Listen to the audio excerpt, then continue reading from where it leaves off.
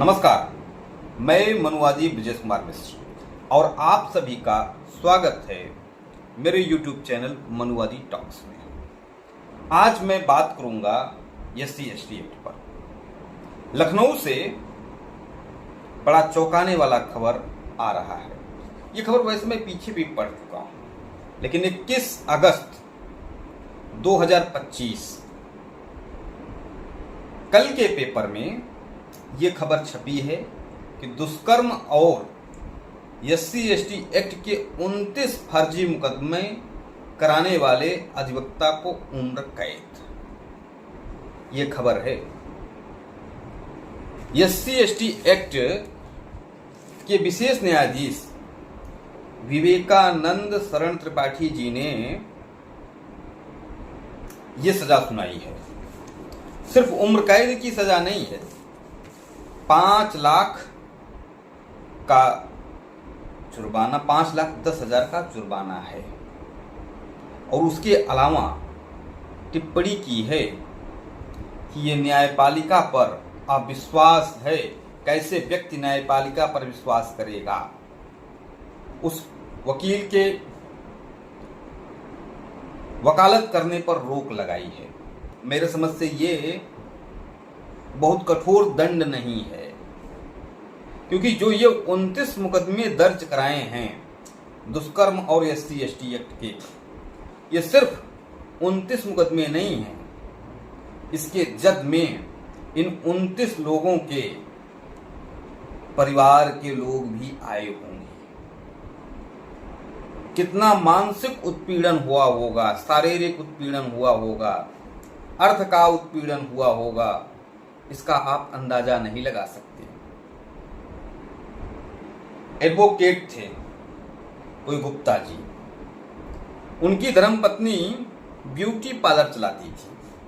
उनके यहाँ एक सहायिका भी थी, वो SC/ST समाज से आती थी। उसका उपयोग करते हुए गुप्ता जी ने अपने दुश्मनों को का सफाया करने के लिए, उनको फंसाने के लिए 29 SC/ST एक्ट दर्ज कराएं। सिर्फ यही नहीं, दुष्कर्म के भी मुकदमे दर्ज कराएं। अब बात की जाती है SC/ST एक्ट की। ये काला कानून है, ये एक अंधा कानून है, ये रोलेट एक्ट के समान कानून है, जो गैर SC/ST एक्ट पर लागू होता है। ये सब सामान्य वर्ग पे नहीं लागू होता है, ये OBC पर भी लागू होता है, मुसलमानों पर भी लागू होता है। कोई SC/ST आकर, SC/ST समाज के व्यक्ति आकर आपको ऊपर SC/ST एक्ट में मुकदमा दर्ज कराएगा। इसमें तत्काल गिरफ्तारी का प्रावधान है। 2018 में सुप्रीम कोर्ट ने एक निर्णय दिया था कि पहले जांच तो कर लो 7 दिन का, फिर उसके बाद गिरफ्तारी हो।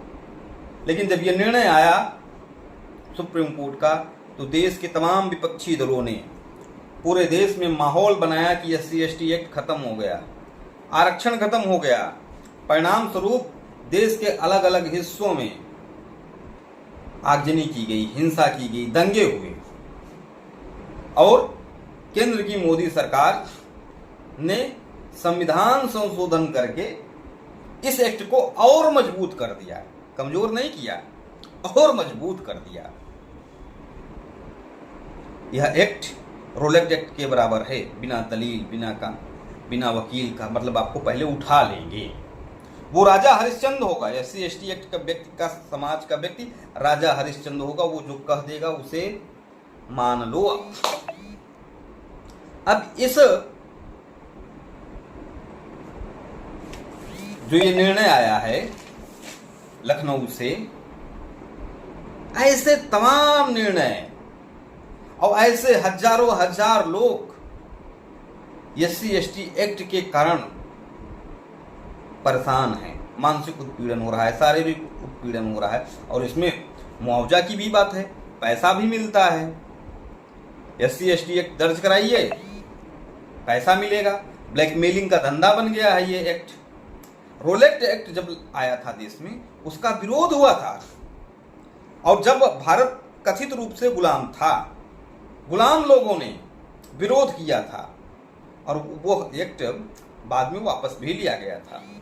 लेकिन आज के समय में ये एक्ट वापस नहीं लिया जा सकता। ये अत्याचार लगातार हो रहा है। न जाने कितने लोगों की मृत्यु SC ST एक्ट के कारण हो जाती है। आज भी मैं खबर पढ़ रहा था, एक महिला फर्जी SC ST एक्ट में फंसाई गई, उसके बाद उसने आत्महत्या कर लिया। विष्णु तिवारी नामक व्यक्ति 35 वर्षों तक दुष्कर्म और फर्जी SC ST एक्ट के आरोप में जेल में रहे। 35 वर्षों के बाद उन्हें बाइज्जत बरी कर दिया। ये न्याय नहीं हुआ, इसे मैं न्याय नहीं मानता। न्याय तो ये हुआ कि जिसने SC ST एक्ट दर्ज कराया है उसको तत्काल उसके ऊपर SC ST एक्ट दर्ज हो। और हमारे देश की न्याय प्रणाली बड़ी कमजोर है, न्याय करना तो जानती ही नहीं। भाई किसी व्यक्ति ने अपराध नहीं किया, उस पर SC ST एक्ट और दुष्कर्म के मुकदमे लाद दिए गए, तो इसका दंड तो हकीकत में इस प्रकार की घटनाएं न हो, मृत्युदंड होना चाहिए। फर्जी केस कराने वालों के ऊपर के लिए मृत्यु दंड होना चाहिए। जो दुष्कर्म जैसे SC ST एक्ट जैसे मुकदमे दर्ज कराते हैं, क्योंकि वह व्यक्ति तो उसने तो कोई अपराध नहीं किया, वो तो बेवजह पिस गया, उसे न्याय कैसे मिलेगा। और जिन लोगों ने SC ST एक्ट दर्ज कराया है, सिर्फ 5,10,000 जुर्माना से काम नहीं चलेगा, उनकी प्रॉपर्टी को बेचकर उस व्यक्ति को देना चाहिए, तब जाके न्याय होगा। फिलहाल हिंदुस्तान जैसे अंधेर नगरी वाले देश में जहां अंधा कानून चलता है, यह संभव नहीं है। धन्यवाद।